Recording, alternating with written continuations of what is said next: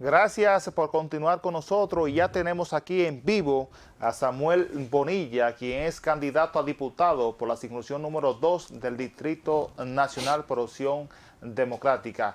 Buenas noches, Samuel. Gracias por estar con nosotros. Gracias a ustedes por invitarme.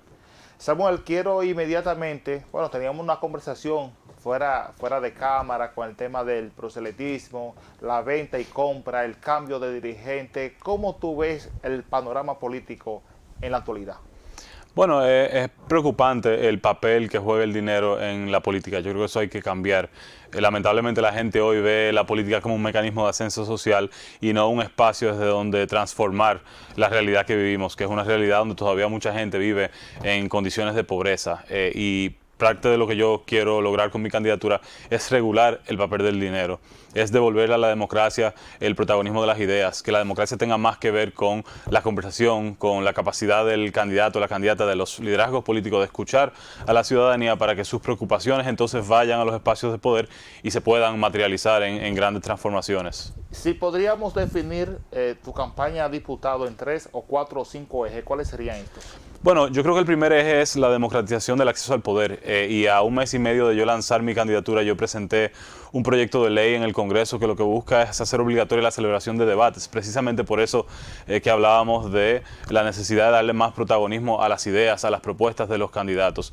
Esa propuesta contempla que sea la Junta Central Electoral que organice los debates para que los candidatos y las candidatas tengan un espacio desde donde competir en igualdad de condiciones. Yo mismo fui agraciado con un debate hace 3 semanas organizado por CODES y me permitió pararme del lado de un diputado y de otras candidaturas y permitir que la gente contrastara mis ideas frente a los de esos candidatos. Entonces yo creo que ese es el primer eje, el de la democratización, y en ese sentido también yo creo importante darle más garra al Congreso para que pueda hacer su trabajo de fiscalización.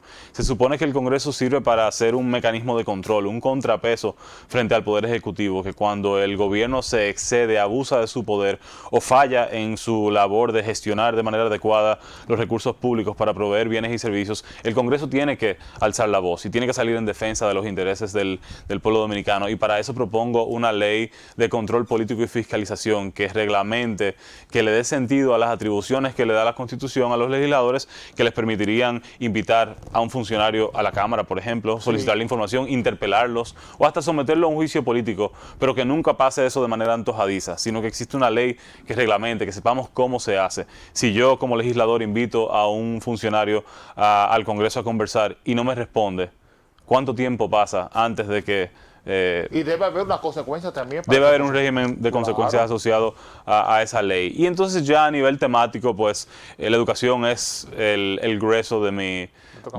mi campaña. Yo creo que hay que transformar el sistema educativo y eso requiere en primer lugar garantizar fondos del presupuesto para robustecer el sistema de educación inicial. Pero el 4% no ha venido a resolver nada. La mayor parte del 4% va a la educación preuniversitaria, que es todo lo que está entre primero de primaria y sexto de secundaria. Pero la educación inicial, que es la zapata, que es literalmente el momento en el que los niños desarrollan sus capacidades cognitivas, prácticamente no existe. Hay muy pocos niños. Hoy es un privilegio el que un niño pueda recibir un servicio de educación inicial. Hay más de 800.000 niños en todo el país que no reciben servicio alguno, ni de cuidado ni de educación inicial. En el distrito son más de 100.000. ¿100.000? La circunscripción 2, donde yo aspiro, que es todo lo que está al norte de la John F. Kennedy y al oeste de la Máximo Gómez, que llega hasta el kilómetro 13,5 de la autopista Duarte, todo ese espacio, hay 3 estancias infantiles. 3 solamente. Cuando tú sales al territorio, tú lo que te encuentras es con niños en las calles. Entonces, si nosotros queremos elevar los niveles de aprendizaje de los niños, si queremos elevar sus niveles de salud, si queremos garantizar que en el futuro esos niños tengan empleos, terminen la escuela, vayan a la universidad, pero sobre todo si queremos también que los padres puedan ser productivos sabiendo que sus hijos están bien cuidados, nosotros tenemos que garantizar disponibilidad de fondos para poder construir un sistema de educación inicial, que nos aboquemos a formar docentes a nivel inicial, porque la crisis de educación ahora es tan grave que ya ni siquiera con becas la gente quiere ir a estudiar, a formarse en el magisterio. Pero también creo que tenemos que eliminar la politiquería de la toma de decisiones del Ministerio de Educación. Entre el centro educativo y la sede central, en las regiones, en las regionales y en los distritos, hay mucha politiquería. Claro, ahí decidan, son compañeros de partidos. Se le da muy poca continuidad a las políticas públicas en materia de educación, como por ejemplo la normativa 0915 que se aprobó en la gestión de Danilo Medina y que elevaba el estándar, el rigor con que se formaba a los docentes. En esta administración esos estándares se rebajaron. Es más, en esta gestión de gobierno el presupuesto de educación se intentó recortar en múltiples ocasiones. Claro que sí. Entonces yo creo que y hay que hasta atender fondos eso. quedaron el año pasado. Pero también algo de lo que no se habla es el segmento universitario. Yo he dedicado gran parte de mi vida profesional a los espacios universitarios. Sí, académicos. Y yo creo que las universidades son espacios donde los países se piensan, donde las personas coinciden, donde las ideas se discuten. Y ahora mismo más de la mitad del sistema universitario, de los estudiantes universitarios de la República Dominicana, están en la UAS. Y es una universidad abandonada. Pero quien dirige la UAS es un funcionario público pago por los dominicanos. Claro. Y la UAS no se fiscaliza. Y esa conversación tenemos que tenerla, no para desmantelarla, no, sino para recuperar su función social. Yo creo que una República Dominicana que quiere desarrollarse, que quiere desarrollar calidad de vida para su gente, necesita de una universidad pública de vanguardia. Y eso pasa por fiscalizar. Entonces tenemos que repensar esa autonomía para que no se entienda que por ser autónoma no podemos exigir más de nuestra universidad pública, que pensemos el desarrollo de la UAS en el territorio. Sí, Samuel, de llegar con el favor del pueblo y el voto popular, te tocaría ahí asumir una postura con una reforma fiscal que es obligatoria, sí o sí. ¿Alguna consideración sobre este tema?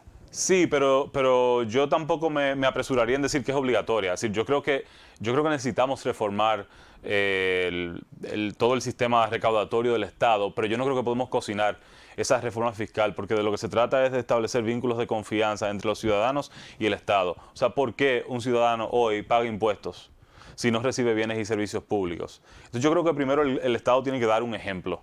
O sea, el Estado tiene que gozar de legitimidad para poder cobrar impuestos y que el ciudadano, en vez de tenerle miedo a la DGI, quiera ser un contribuyente activo. Entonces, primero vamos a repensar el gasto. Yo creo que nosotros tenemos que priorizar las cosas que tienen que ver con la infraestructura social. ¿Cuáles son las cosas que pueden elevar tu calidad de vida? Yo pienso en educación, yo pienso en salud, que es un sector en crisis y que recibe poco dinero. Yo pienso en el agua. Pienso en el agua potable, que la mayoría de los dominicanos y dominicanas no reciben agua potable todos los días en sus casas, pero pienso también en la infraestructura que permite que el agua fluya y que no se inunden las casas de los dominicanos y de las dominicanas. Pienso en el transporte. Nosotros tenemos que dar un ejemplo en esos sectores que son fundamentales para la vida nacional y que también tienen repercusiones sobre el desempeño económico de la República Dominicana. Y después tenemos que sincerar los impuestos. Sí. O sea, ¿qué estamos pagando y por qué lo estamos pagando? Entonces yo creo que no hay una varita mágica.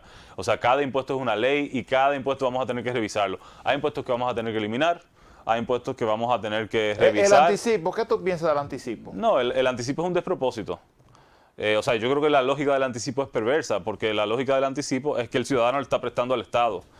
Y no es el ciudadano que tiene que salir en auxilio del Estado, es el Estado que tiene que salir en auxilio de los dominicanos. El anticipo es lo que evidencia que este no es un país de emprendedurismo. Yo siempre lo he dicho, la República Dominicana es un país de talentos, no de emprendedores, porque emprender aquí es muy difícil. Ahora, si nosotros... Difícil, muy difícil, te lo dice un emprendedor. Si nosotros invirtiéramos en educación, en salud, y de repente yo no tuviera que preocuparme por tratar de pagar un colegio privado para mis hijos, o tener que pagar la factura de una clínica privada, o tener que comprar un vehículo, porque aquí todo el mundo aspira a tener un vehículo. De repente es que no tenemos transporte que nos de repente el dinero te da para tú ahorrar, para tú invertir, para tú apostar al crecimiento de tu negocio. Samuel, de llegar a la Cámara de Diputados, ¿sometería algún proyecto de ley que mejore la salud del pueblo dominicano? Bueno, yo creo que hay que revisar la ley de salud, hay que revisar la ley de seguridad social, pero yo creo que hay un problema de gestión en el territorio. Si tú recorres... Además, Samuel, los medicamentos de alto costo, eso es el grito que están los ciudadanos. Claro, si tú recorres en mi circunscripción, y me voy a concentrar en mi demarcación, en mi demarcación hay 8 unidades de atención primaria. 8. Las unidades de atención primaria están desatendidas.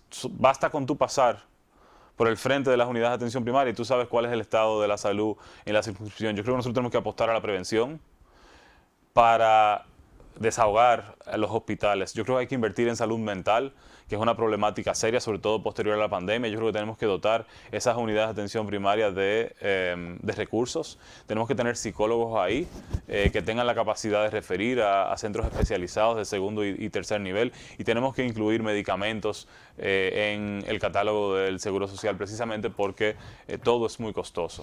Vamos a ver si el equipo técnico me puede señalizar aquí el eslogan. Seremos mejores. Heriberto, ¿por qué, Samuel, seremos mejores?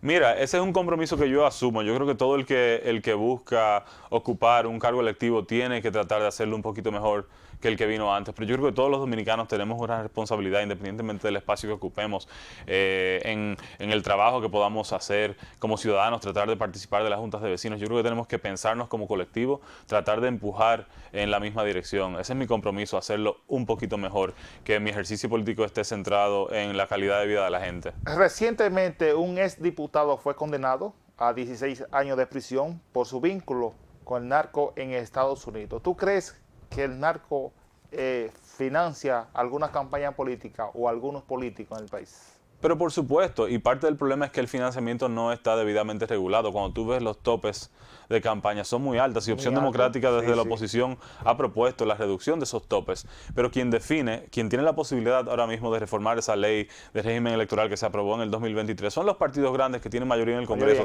Y por eso yo quiero aprovechar para hablar de la necesidad de fragmentar el voto en estas elecciones, de dividir el Congreso. ¿Por qué?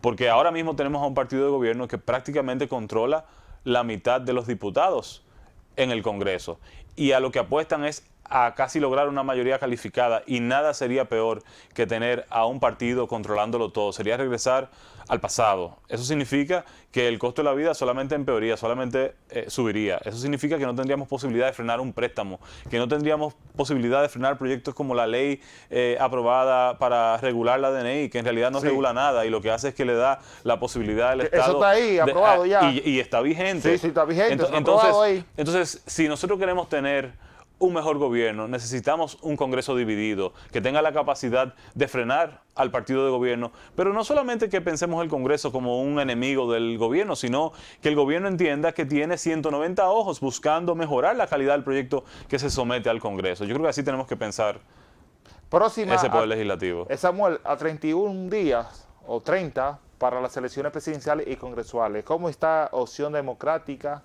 en la circunscripción número 2? Y a nivel nacional, ¿cómo tú ves el ambiente en apoyo a la candidata Virginia Antares, que por cierto estuvo por aquí, y yo entiendo que es una de las mejores candidatas que los dominicanos pueden ejercer el voto por ello, que no se va a arrepentir de eso? Yo estoy sumamente contento con Opción Democrática. Esta es la primera vez que Opción Democrática participa en un proceso electoral, la primera vez que tú puedes marcar a Opción Democrática en la boleta. Entonces, Opción Democrática lo tiene todo por delante. Opción Democrática solamente va a crecer. Opción Democrática comenzó con un diputado. Tenemos un diputado que por demás ha hecho una excelente labor desde el Congreso. Entonces, ahora Opción Democrática busca ampliar, José Horacio Rodríguez, efectivamente, y ahora busca ampliar su representación. Ahora tenemos candidaturas en las principales demarcaciones del territorio nacional y encabezados por la boleta presidencial que ocupa Virginia Antares. Así que yo espero cosas buenas para Opción Democrática. ¿Qué actividad tiene estos días? Yo estoy recorriendo el territorio nueva vez, yo estoy fortaleciendo los territorios donde yo he hecho un esfuerzo durante el último año. Estoy viniendo a muchos medios de comunicación, así que yo espero salir ganancioso ahora, el 19 de mayo. Y estamos a tu disposición, envíe la nota de prensa también para cubrirte, publicarla. Te tomo la palabra, cuenta con eso. Sí. Un mensaje final y también anuncia el número donde va a estar colocado en la boleta. Claro, yo voy a aparecer en la primera posición de la casilla 29, que es la casilla marrón, la casilla de Opción Democrática. Este 19 de mayo yo los invito a todos a que salgan a votar y que voten en la casilla 29 a las candidatas y los candidatos de Opción Democrática. Votando en la posición 1 de la casilla 29, tú vas a ganar educación, tú vas a ganar salud, tú vas a ganar seguridad y te vas a ganar a un diputado que va a salir en defensa de tus intereses. Así que juntos seremos mejores. Samuel, gracias por acompañarnos. Gracias a ti. Señores, vamos a los comerciales. Tenemos la tendencia con Wilka Matos y la entrevista con Eury Martínez, abogado y dirigente político. Con ellos regresamos.